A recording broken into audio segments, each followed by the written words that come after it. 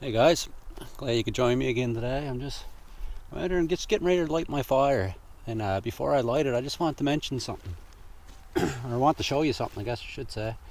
It's I like to use a ferro rod quite a bit, same as everybody, I guess. Everybody seems to like them, but I see a lot of guys, they're just and they're pushing and pulling, and they're getting sparks on there.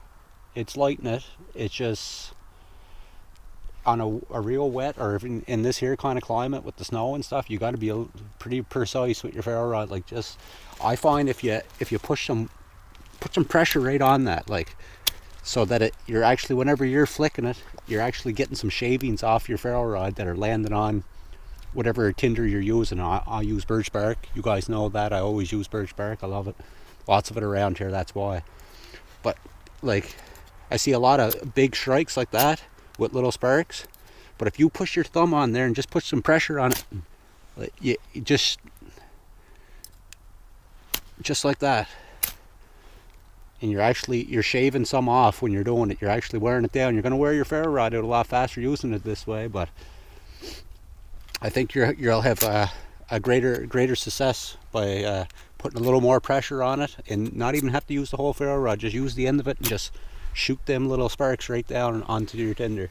I'll put the camera down here and I'll show you what I mean.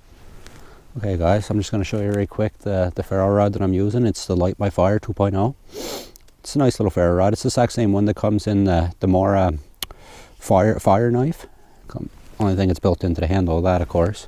But I'm going to demonstrate what I was talking about now by pushing pressure. It ain't going to probably work on my first try, don't get me wrong, but it does push in a nice spark. Like, you can see I got pressure on that. I'm pushing down pretty hard.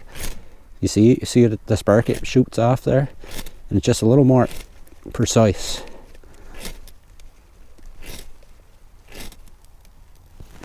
There. It took me a few tries, don't get me wrong, like, but it was directed right for my source. It's not a big deal for me because I'm using birch bark. I can pretty well shoot it anywhere, so it eventually will catch. But if you're using like a wick source or something small, like you had to get right in there, a little bird's nest or whatnot, whew, smoke coming from that. But yeah, if you're using like something where you have to get a little more precise, like a smaller bird's nest or whatnot, you're gonna achieve more success by just pushing harder pressure and less jumping and bouncing all over the place. Oh yeah, let's throw a little twigs on that, get her going. It's not for everybody. Everybody got their own way, and there's no real right way and wrong way. If it's working, it's working, right? That's my attitude. If you're not achieving the success you would like by rubbing hard and fast like that, just try it.